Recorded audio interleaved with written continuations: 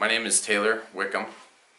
My experience with John was not as long as I would like it to be, but it was a very good one. I met him shortly after I got out of treatment, and I was in a really hard place in my life, just trying to figure out how to get back on track.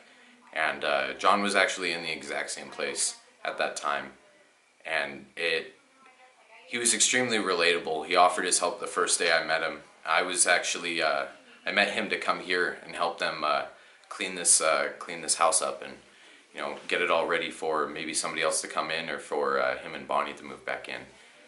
And I just spent the day with him, and we bonded. We had a good time. We found out we had a lot in common,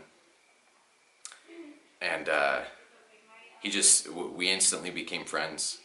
He gave me his number that day after he dropped me off, and I just remember sitting there in the driveway of my home talking with him for about, just a long time, about half an hour, maybe even 45 minutes. We were just talking about what had gone on in our lives and what one another had done to kind of overcome those things. And we decided after that day that we would continue texting, and we would meet up and hang out every now and then, and just be support for one another, I guess you could say.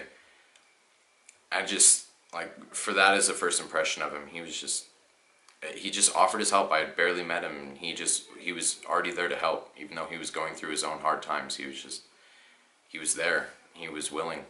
And we talked for a little bit, and then I kind of fell away. I got lost in my own grief and such, and I ended up going to Georgia to do some work. And when I came back, fate kind of brought us together again. I had another project where we ended up working together, and it was the same type of experience. It was just catching up, hugging each other like you would, you hadn't seen your brother in years, and you just saw them for the first time. There was always just a lot of love he gave me that I never really asked for.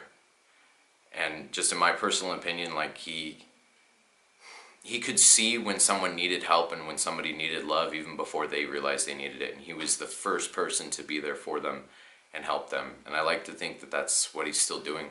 That's why he had to go. He had to find more people he could help in just a higher way.